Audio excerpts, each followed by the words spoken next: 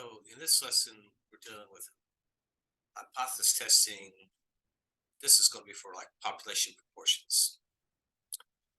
So to highlight some of what we've got going on here, remember hypothesis testing with proportions, there's more of this, what they call the P and the Q. Remember, P was successes and Q is like the failures. So if you recall us doing those type of distributions earlier on, we're going to kind of run back across that as well. But now we're doing what we call this hypothesis test. So again, with hypothesis testing, we're talking about, the null hypothesis and the alternative hypothesis. So that's kind of where we're going with. Notice that what we do is we're dealing with the z-test. Now, we're not actually going to use the tables here, so we're going to kind of cut some corners here and not to get too bogged down in all the calculations, but focus more on just focusing on the hypothesis testing part of it all. So when it comes to the guidelines for hypothesis testing with proportion P, again, we're talking about population proportions. The first thing is we have to verify that the sampling distribution of P hat can be approximated by a normal distribution. So again, we're back to this NP is greater than or equal to 5 and NQ is greater than or equal to 5. So remember, N stands for the sample size, P was the successes. So if you multiply those together, you have to get something greater than or equal to 5. And again, N times Q, which again, the Q is the failures. In other words, it's the other side of the successes, has to also be greater than or equal to 5. So if that holds true, then we can move forward. If this doesn't hold true, then we're kind of done. We cannot use the test to work on a hypothesis test here. So we have to kind of shut down.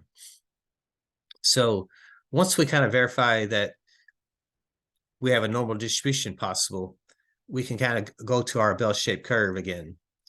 So again, the first thing we have to do is state the claim mathematically and verbally, and also identify the null hypothesis and alternative hypothesis. So identify the claim. Remember, HO stands for the null hypothesis, and H sub A represents the alternative hypothesis. So it's going to be important, as we always hear in this chapter, is the two hypotheses, the null and the alternative. Remember, we're testing the null hypothesis, but a lot of what we do with the normal curve is actually going to be the alternative hypothesis. So specify the level of significance. So we're going to have to identify alpha. Remember, the alpha is going to help us with the left tail, the right tail, or the two tail. So we're going to determine the critical values, which would have been z sub 0. And that would have been from the table. And then we would determine the rejection regions. So again, that's where the left tail, right tail, and two tails come into play. So we have to pay attention to the alternative hypothesis. It's going to kind of tell us whether it's left tail, right tail, or two tail. So remember, if we have less than, it's going to be a left tail. If it's greater than, it's going to be a right tail. If it's going to be not equal to, then it's two tail. So our normal distribution has that kind of coming into play. So remember, if it's left tail, we have alpha. Right tail is alpha, but two tail, we have to use half of alpha as far as our under the curve stuff. So notice how these kind of go hand in hand. We have to use both the null hypothesis and the alternative hypothesis. Okay. So, but what we're trying to do is we're trying to figure out whether to reject or fail to reject the null hypothesis based on the data. The next thing we want to do is we want to find the z statistic. So this is going to be that sample statistic z. Again, we're going to use the calculator. We're not going to actually use this formula to do that. So we're going to kind of flow with technology here. So once we do that, then we can make a decision whether to reject or fail the null hypothesis. So it depends on where z is. If it's in the rejection region, then we're going to reject. Otherwise, we fail to reject. And once we do that, then we can interpret the decision based on what the original claim is. So that's kind of our goal in all this. So let's look at an example. So researcher claims that less than 45% of US adults use passwords that are less secure because complicated ones are too hard to remember. In a random sample of 100 adults, 41% say they use passwords that are less secure because complicated ones are too hard to remember.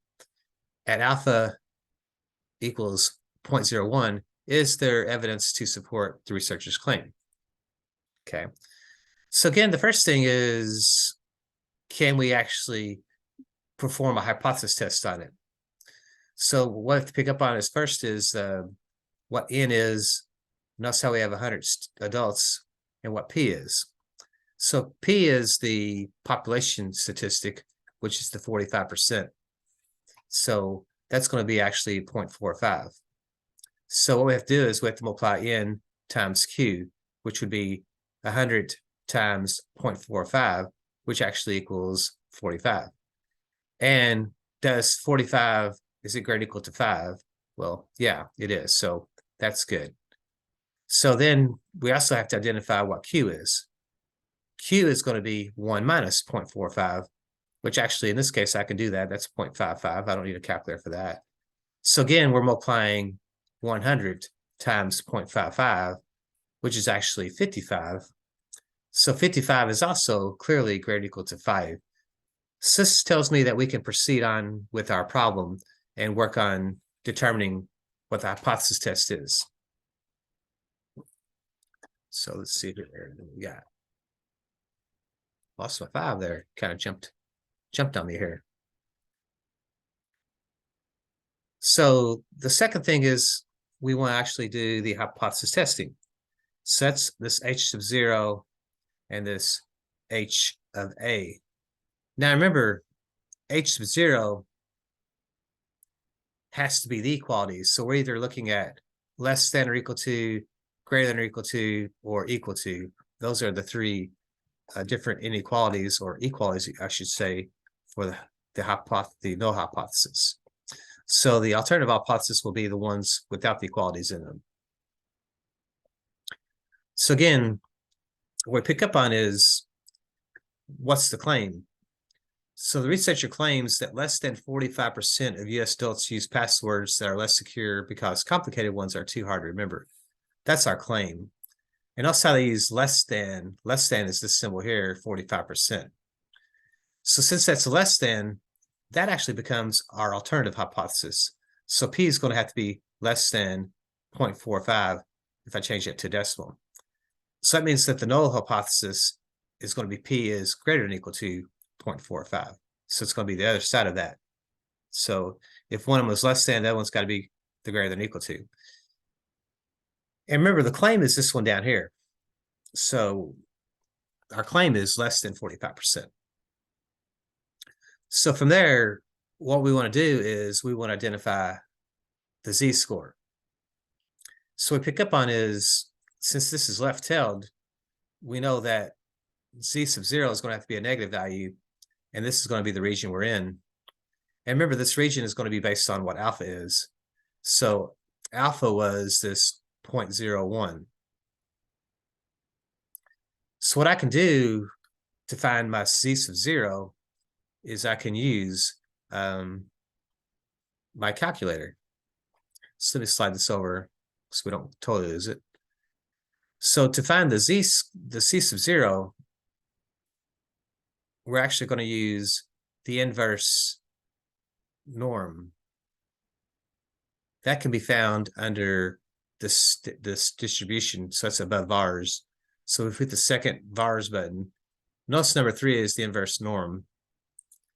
Notice that we need the area of the curve, which is going to be this 0.01. Since we're using the normal distribution, the mean is going to be 0 and the standard deviation is going to be standard. It's going to be a 1. That doesn't change. Notice how this is a left tail. We hit enter and we end up within this negative 2 point. So z sub 0 is going to be this negative 2.34 or 33. So negative 2.33 is going to be our z-score. So that's going to be this value here, negative 2.33. So then we have to find our Z to see if we are in the rejected region or if we're in the failed to reject region. So if I am left of Z sub 0, then we're in the reject region. To do this, what we're going to use is the test. So it's going to be in stat. If we use test, number 5, one prop Z test is what we're going to use here. So we're going to use this one prop, so proportional Z test. And that will allow us to identify the Z score. So when we do this, we are using stats, so we're not actually inputting anything into the L1 and L2. So our population is going to be the 45%. That's going to be 0.45. That's going to be our mean. That's going to be a population proportion piece. Let's see, did I get the right one? I didn't even hit the right one. No wonder it looks weird. I didn't get to the right one there. So let's try that again. Stat test number 5. I must not hit 5. All right, that looks better. So 0.45 is the population statistic there that we have from the population. That's the population proportion of 0.45. And then X is going to be the percentage of the number of people who said yes out of 100 students or 100 adults. So to find X, it's 41% of 100. So what I can do is type in 0.41 times 100, hit enter. That actually just gives me 41. So we have to actually do a little bit of math there to get the X, because it's going to be the part of the 100 that said they use a password that's less than that. So there's where some math comes in. 0.41 times 100. Our sample population is 100. Looks like I've already been doing this a little bit. So less than the Z sub 0 is what we're doing there. So that looks good. And calculate. Notice that it does give us our Z statistic. It's going to be that negative. Try that again. Negative 0.80. So negative 0.80 is not going to be left of Z sub 0. Z is going to actually be over here somewhere. Negative 0.80. So notice that it's not in the rejection region. So we're not left, because we have to be a bigger negative number than negative 2.33, and we're not. So what we pick up on then is as our strategy moves on here is we will fail to reject the null hypothesis.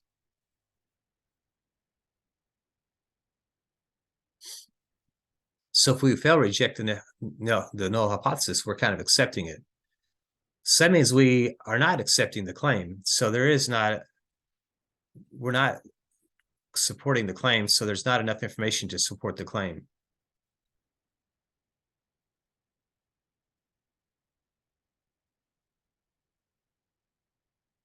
So there's not enough information to support the claim itself, because we're not rejecting the original hypothesis or the null hypothesis, because we're saying this is okay, greater than equal to 0.45. So we're not supporting the claim here. So that's kind of why this all plays out here in that form. Also, if we notice there is a drawing. So let's look at this drawing. I haven't really done that yet. So if we hit back to number 5, instead of doing calculate, if we go to draw, notice that it actually draw our stuff here as well. So now how I was trying to create this bell-shaped curve, the calculator actually can do that as well. Notice how it gives me my Z test value, the negative 0.804. It actually carries it out to 3 decimal places. Notice how there's also this p-value. So as we move forward, we know that this p-value can be compared to the level of significance. But we can also do it that way, which is a little bit quicker actually than doing the Z testing, is we can actually use the p-value. So let's look at this next example.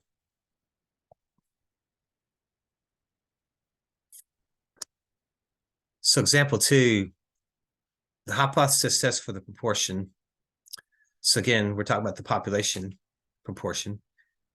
So researcher claims 51% of US adults believe incorrectly that antibiotics are effective against viruses. In a random sample of 2,202 adults, 1,161 say antibiotics are effective against viruses. At alpha equals 0.10, is there evidence to support the researcher's claim? So the claim is 51% of US adults believe incorrectly that antibiotics are effective against viruses. So the question is, can we perform a test on that? So to perform a test, we still got to do this NP is greater than or equal to 5, and NQ has got to be greater than or equal to 5. If we pass that test, then we can kind of run a hypothesis test on this. So N is 100. No, I'm sorry, N was, the random sample was 2,202 students, so 2,202. We got to multiply that by 0.51. Will that be greater than or equal to 5?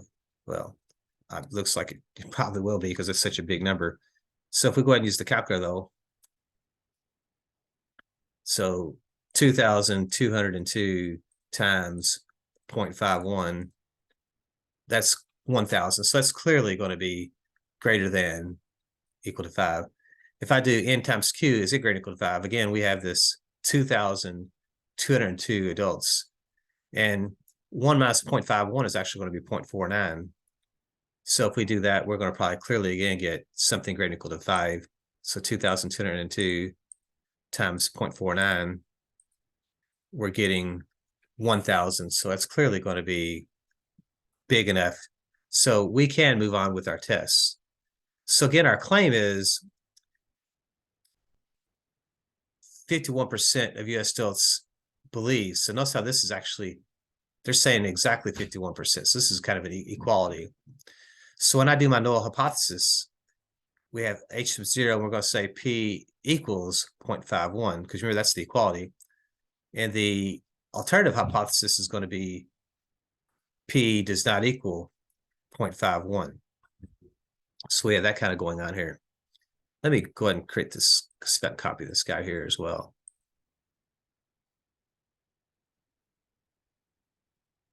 So bring this over. Come on out of the way. All right. So what we have here is, since it's equal to 0.51, we have a two-tail.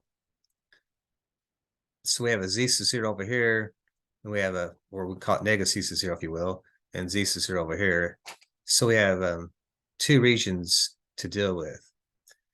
Now remember, if alpha equals 0.10, we have to use half alpha here. So we have to go 0.10 divided by 2. So we actually have this 0.05 is our region here, and 0.05 is our region here for our alpha. So we can actually use that to determine our z-score. So to determine our z-score, our critical value, we're going to use this inverse norm, number 3. Our area this time is going to be 0.05, and then we just move on down. And notice how this is actually, I can do center. This is what center does. I usually just do left tail, but I'm kind of curious what that does. So that's how it gives me two values, the negative 0.0627 and the positive 6.0627. Let's just do that without the center. I'm just kind of curious. If I just change it to left, so I'm so used to doing left. So left gives us this negative 1.644. So I'm kind of buying into that more so. So I don't think, because I'm doing left, I'm doing the 0.05. So I'm buying into more of the negative 1.64. So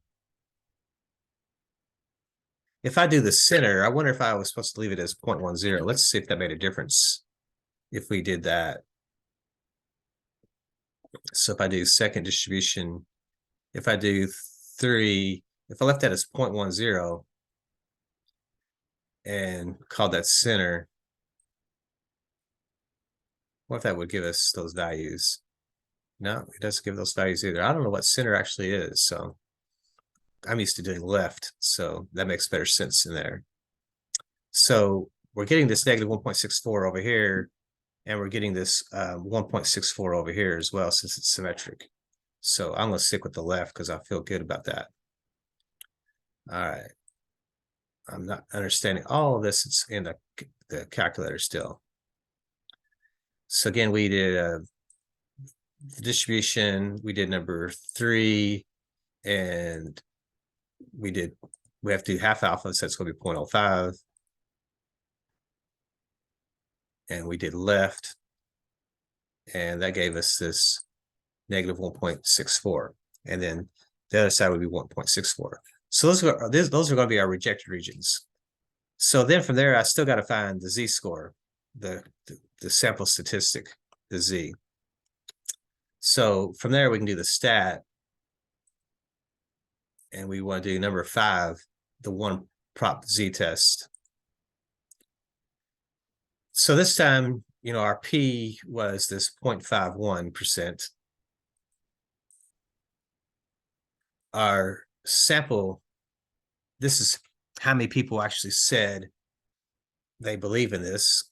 So that's going to be 1,161 divided by 2,202. So I actually have to do some math here. So 1,161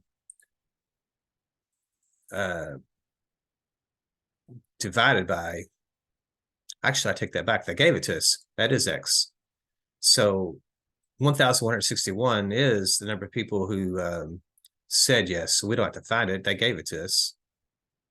1,161. That's how many said yes. And then the sample size is actually the 2,202.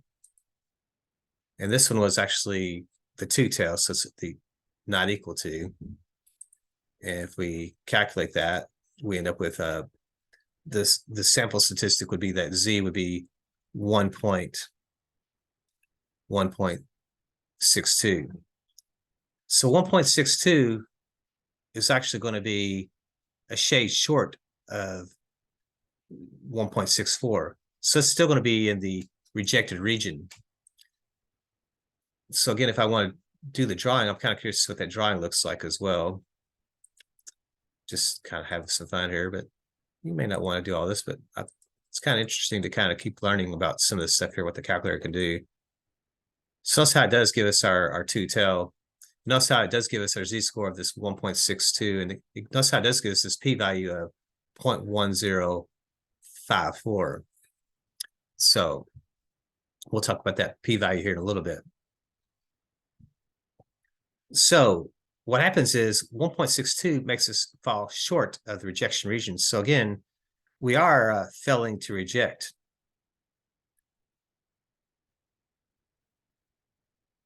But also our claim was actually here.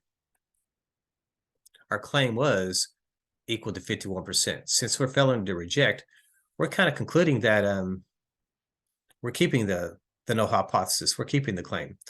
So we're saying that there is enough information to we do have enough information to support the claim. So that one actually supports the claim because the null hypothesis is holding up true there on that. So we have that kind of going on here. Now, again, instead of using the z-scores, we also can just simply do p has to be greater than alpha. So if I didn't want to do all the z-testing, all I really got to do in this problem is just go to stat and do number 5. And I can bypass. So if I was doing this one here, I can bypass all this, hit calculate, and notice how we have the p value is 0.105. So notice how 0.105. So P would be 0.105, and alpha would be 0.10. And remember, if it's greater than or greater than alpha, then we are going to fail to reject the claim. If it was less than alpha, we would reject the claim. So for this other example, notice how we had, if we go back here, hit stat test number 5, instead of doing the z-score, if I do the p-value, so that's how we'd have 0.45 here. The X was actually 41. We had 100 adults. Try that again, 100 adults. Notice how this was a less than.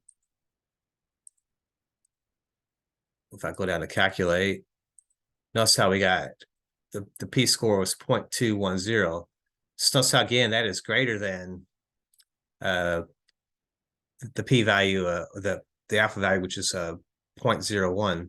So notice how, again, 0.211 is greater than 0.01. So it tells me that we reject the null we fail to reject the null hypothesis. We fail to reject the null hypothesis because of that. So we don't even have to do the z-scores at all. We can actually just use the p-value, and that'll save us some of the work there as well. So let's look at one more example. This comes from my lab. So an education researcher claims at most 5% of working college students are employed as teachers or teaching assistants. In a random sample of 500 working college students, 7% are employed as teachers or teaching assistants at alpha equals 0.05. Is there enough information? Is there enough evidence to reject the researcher's claim? So complete A's through D. So first off, we have to identify the claim and state H sub 0 and H sub A. So the claim, notice, is going to be the educators claim that at most 5% of the working class, 5% of the working college students are employed as teachers or teaching assistants. That's the claim. So the catch is at most means less than or equal to. So we have to pick up on the word at most. It's actually means less than or equal to. You can be 5, but you have to be less than 5 as well. So when I make my H sub 0 and my H of A, so my null hypothesis and my alternative hypothesis, at most less than equal to, it means I have to use that as my null. So P is going to be less than or equal to 0.05, which means H sub A has got to be P has got to be greater than 0.05. So our claim is actually, again, the null hypothesis. This is our claim. It's the null this time. So again, it says find the critical values and identify the rejection regions and identify the critical values for this test. So again, if they say critical values, they're talking about Z sub 0. Identify the rejection regions. These are usually going to be inequalities. And identify the critical values for the test. So that's going to be the Z. So, I'm sorry, that's going to be the Z sub 0s. So, to find Z sub 0, we have to kind of unpack some information up here. So, notice how this is going to be a greater than.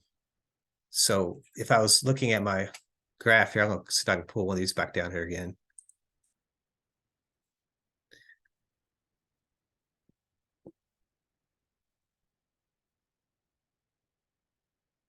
So if I can drag this out of the way. So what I have is, since it's greater than, that means this is a right tail. So our Z sub 0 is going to have to be over here.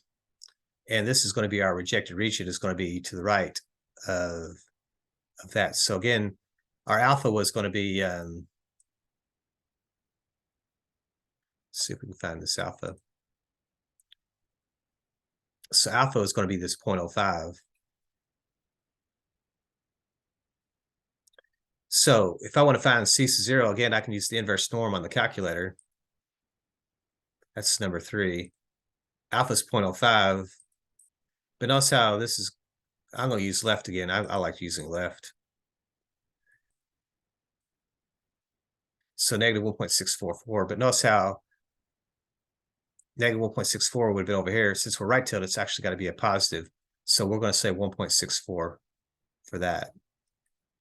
So it's actually got to be a positive since it's right-tailed. So we're over here. So notice that our rejected region's got to be to the right of Z sub 0. So we have to reject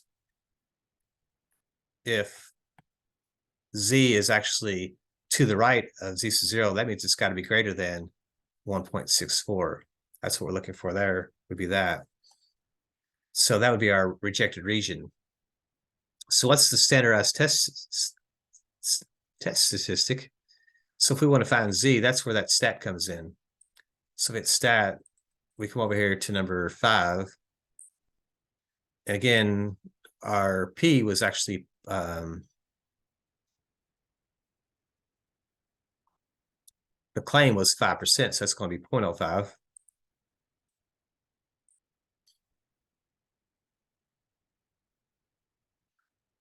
And then we had here in our work, notice how it said 7% of 500. So our X is going to be 7% of 500. So 0.07 times 500 is actually going to be how many people actually are employed.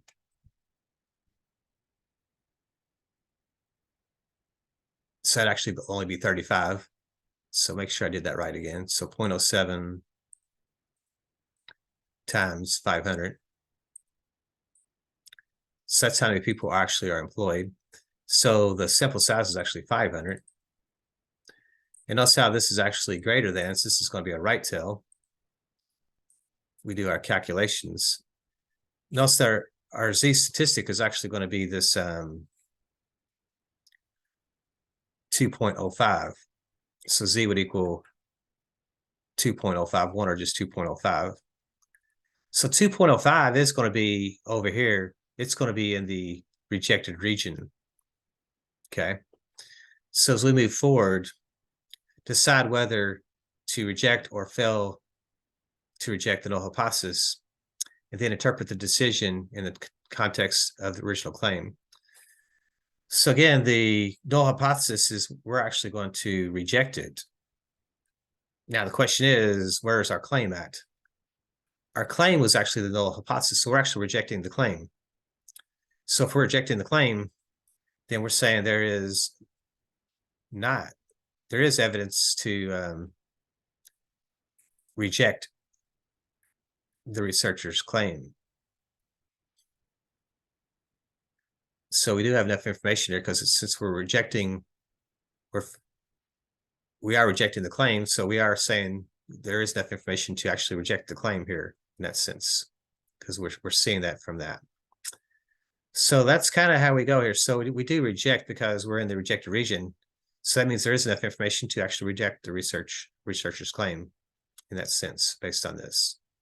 So that's always confusing, this wording down here. So that always is a little bit of a trick. I think we're okay with that. But I still get spun around myself on that, on what the correct wording is. But I do know we're rejecting the null hypothesis, which means we are not supporting the claim. So I'll stop there and let's see where that takes you in this assignment.